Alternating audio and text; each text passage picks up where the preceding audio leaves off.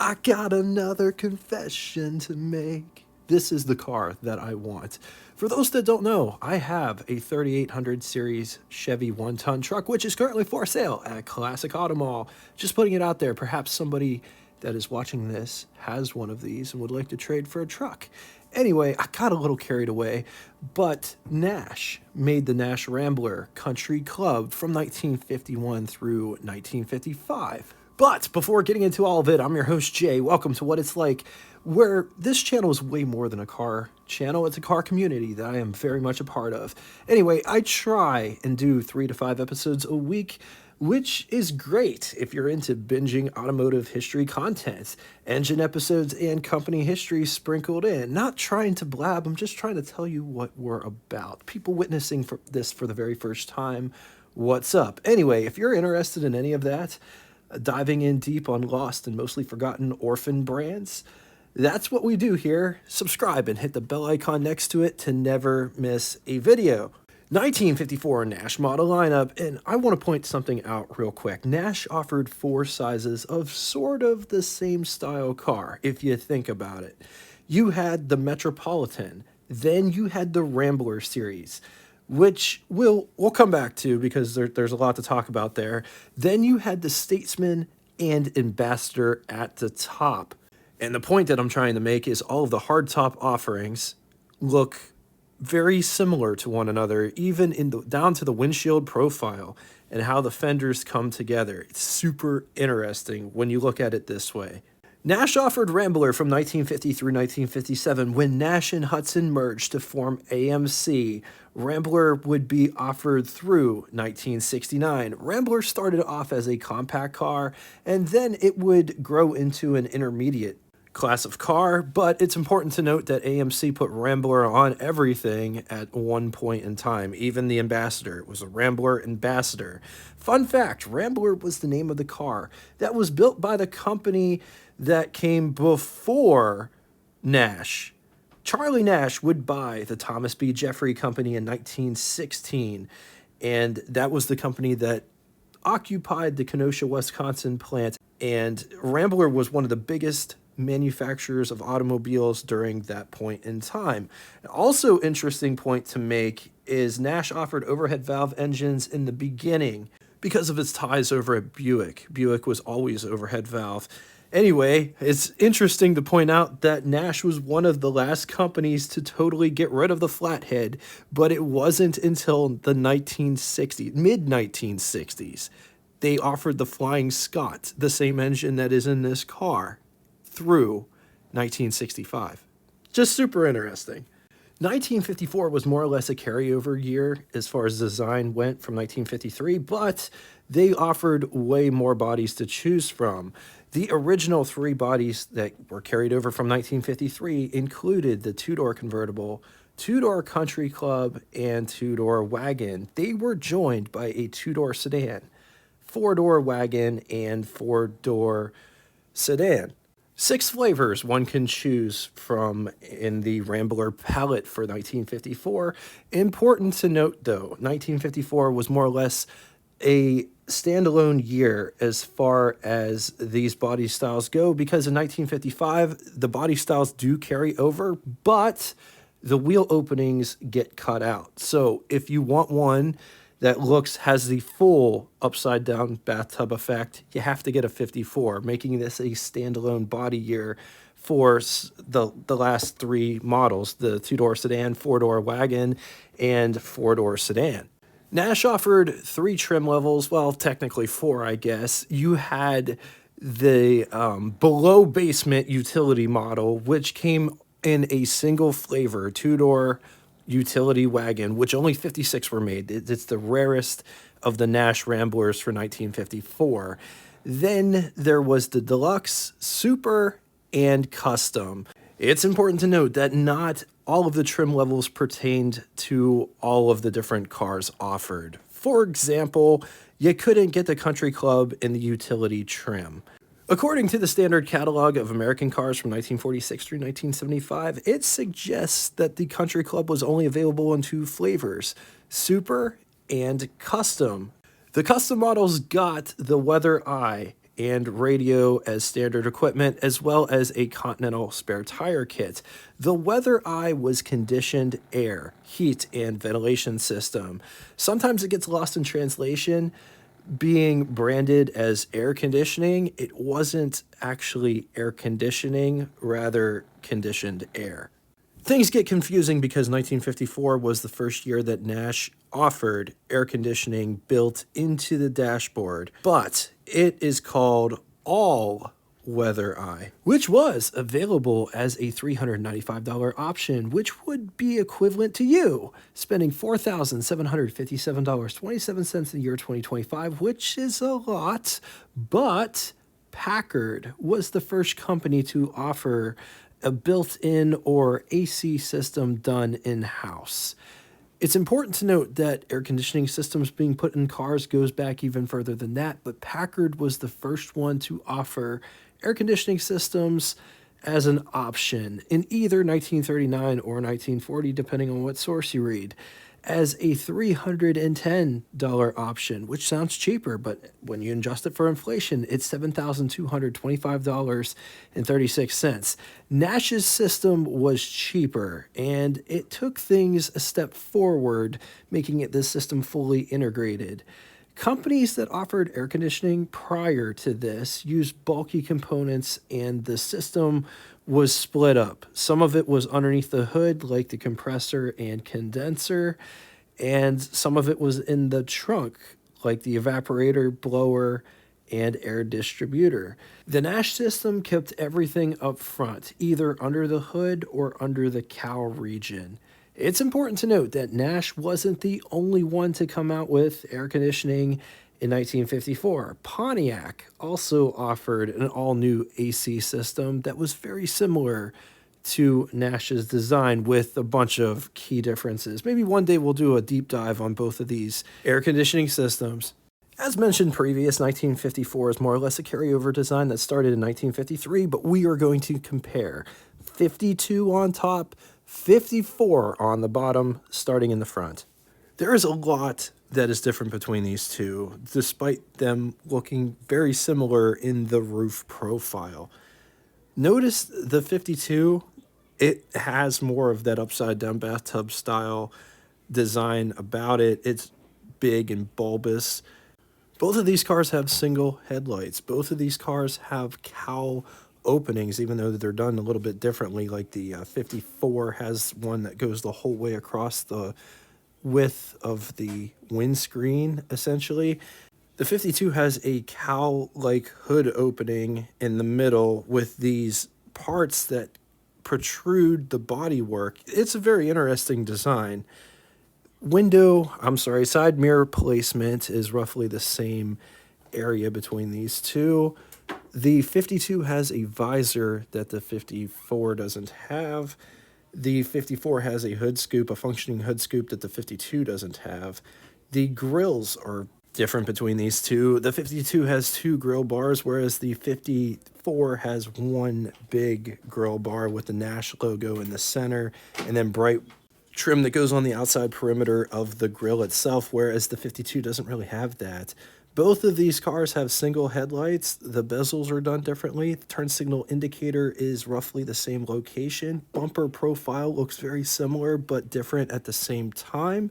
Notice the wheel openings are designed about the same, but the whole body between these two cars is different aside from the wheel openings and the roof profile. But with that said, the windshield profile has changed. Look at how it is on the 54 versus how it is on the 52. On the 52, it looks like a smaller piece of glass. Moving to the side profile, where you could see the difference between these two. The 52 doesn't have a traditional gas door, rather just a gas cap, whereas the 54 has a gas door that has bling around it if you get the custom. That's an easy way to tell if it's a custom model, if it has the Continental kit in the back, as well as all of that bling around the gasoline filler door. Door handles have also been revised, as well as wheel covers. Moving aft. Take a look at that back glass. It's 3-piece on both of these cars. Looks like they didn't change any of that. Better look at the gas filler door situation.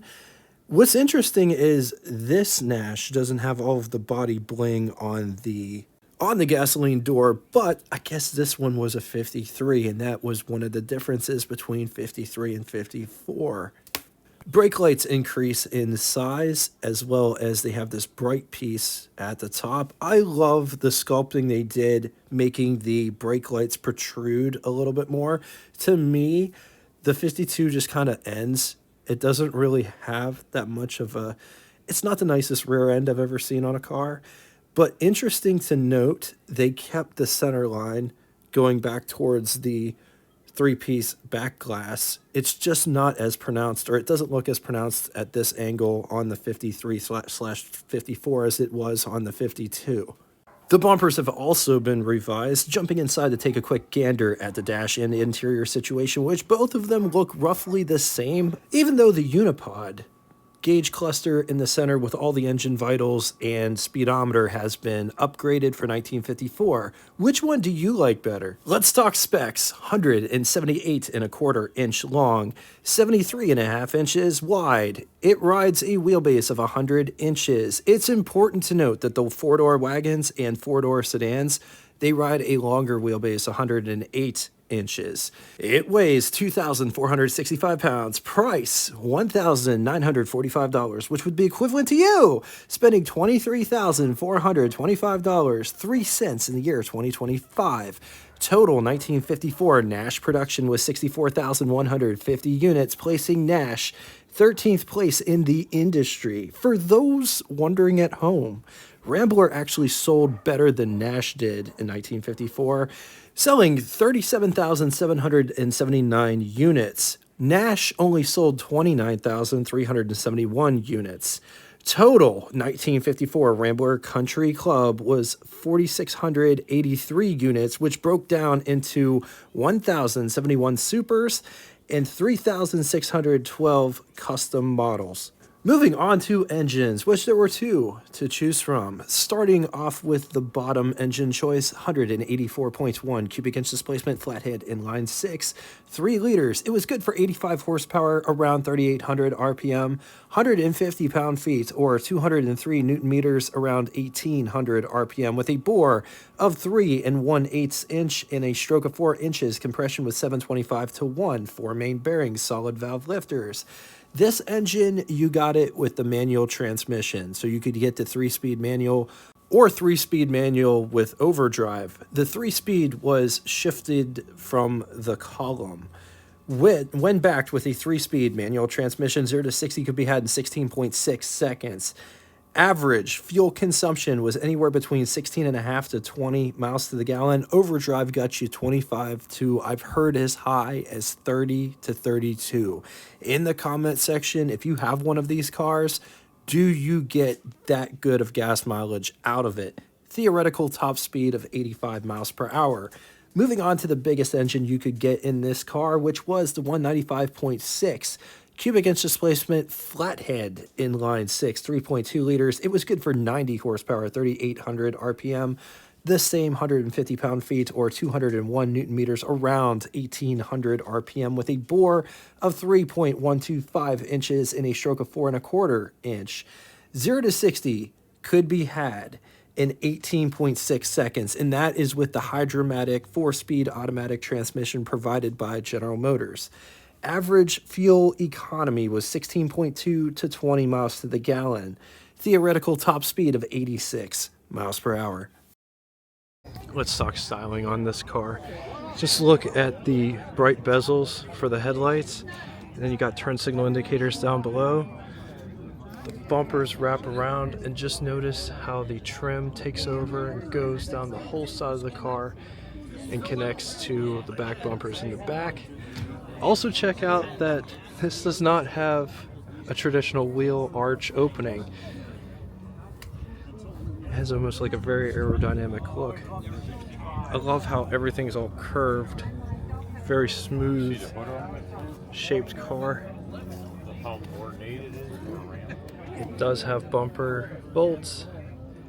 Check out this embossing, or this protrusion that comes out towards the bumperettes. and or overriders. This is it. Like the guy was saying. It's got pedigree. That's something you'd see in the 40s. Got Nash in the front here. I absolutely love this wing in the front. Notice how the grill is all capped off with bright. Just look at this hood profile. How it comes down here. I love the hood scoop, which is actually functional with the nice lady right there. Just look at all of the different hood lines in the hood profile.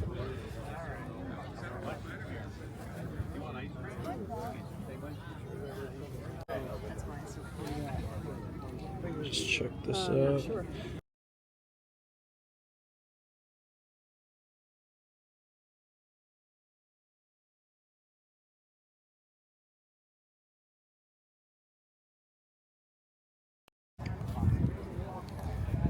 Just check out this vent, windshield wipers that come together. Just love how these fenders come up here. Also notice the petite trim around the window frame. This car does have drip rails which start in the front and then they go the whole way back. The mirrors are mounted to the doors. Just look at how they are designed with all that detail in there. Beautiful vent windows.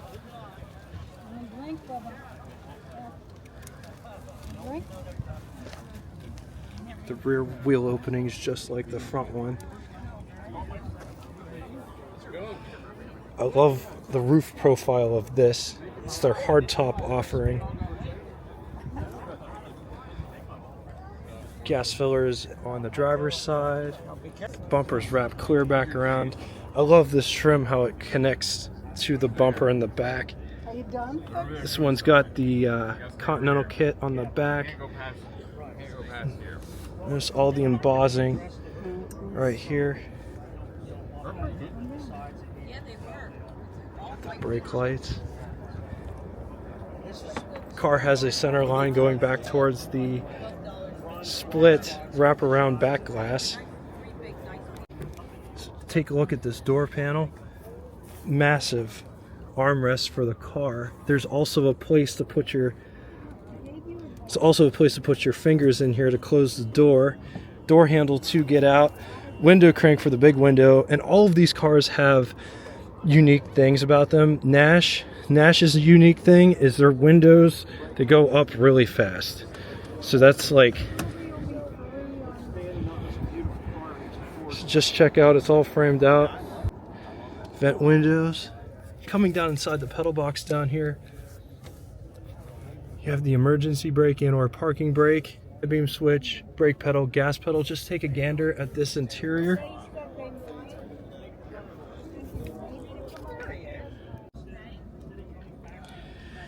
Here's what over the hood looks like. It's an awesome view. I absolutely want one of these cars because the over the hood view is just freaking awesome. Here's what first person over the hood would look like.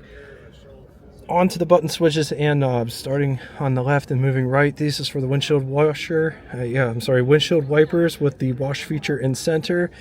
Turn signal indicator. This light blinks when the turn signal is engaged, but it doesn't really tell you if it's right or left. It just tells you that it's on.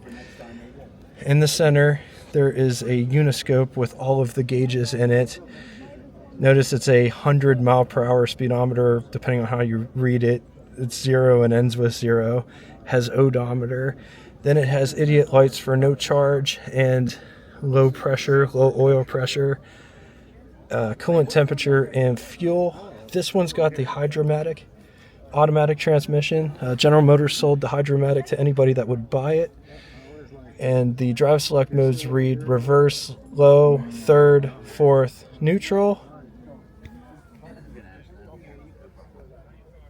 This one's got the glove box drawer, which is an awesome feature, and it can lock. Got the clock, radio, key, ashtray would be here, which it is. Cigarette lighter here. Up above, there's sun visors. They're on the slender side. There's a rear view mirror in center with another sun visor over there. It's accessory mirror. All right, getting in the rear. Fold the seat forward like that, which allows that much access into the rear of the car. Oh my gosh, this is unbelievable. There's so much space back here. There's more space than there was in a bigger 50s car. I'm 6'2", and I got tons of space. Well, I'd say like an inch of space between my knee and the back of the seat, but my knee is not touching the back of the seat, which is super cool. This one also has armrests back here. The windows do go up. They operate like this. And notice how the window frame is all trimmed out with this thick trim on top. But it goes pretty much straight up and then comes over. There is a coat hook. There is not a dome light in center, but there's another coat hook over there. The dome light is actually right in the back there. Here's what the front looks like from the back. Let's take a quick gander at the greenhouse or the pillar to glass ratio in this car. This is what visibility looks like out the back from the back seat. Seat back profile, it does recline ever so slightly and does dip down in the back, but with all of that said, it doesn't matter. There's lots of space in this car despite its small size. There is an ashtray right here. That's pretty cool. And there's another one on the other side. Oh man, it looks brand new. 6-volt system.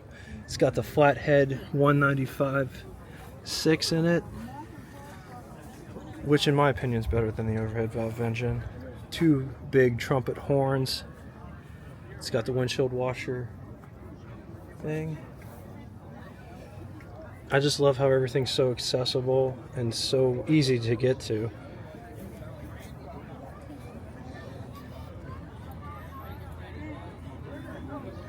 This is for the weather eye. So before getting into the pros and cons, I kind of sort of wanted to elaborate why this car is at the top of my list. It's not the only car that I'm looking for to replace my truck with, but there are other cars, but this one is definitely at the top of the list. And the reason is because when I was a kid, I was really fascinated with Nash. And I wasn't entirely sure if I liked this style of Nash or if I liked the 59 cross-country wagon, because that wagon is absolutely stellar. And why I want this over that is the ride and handling. I got to drive a 62, so it was a little bit later with the 195.6 overhead valve inline 6 engine in it, and it handles great, drives great.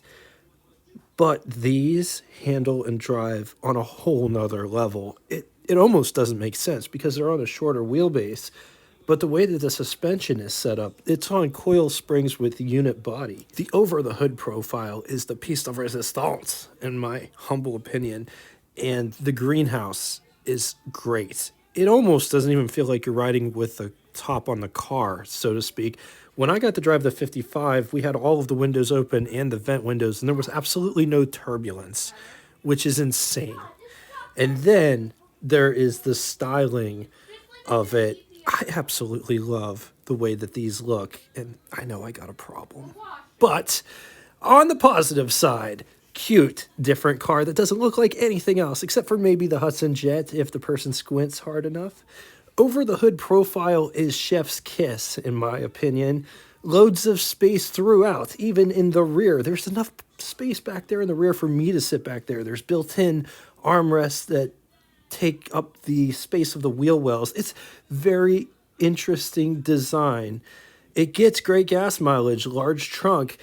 I didn't get to drive the 54, but I did get to drive a 55, and I still can't get over the ride against it. Not much, but they are rust prone.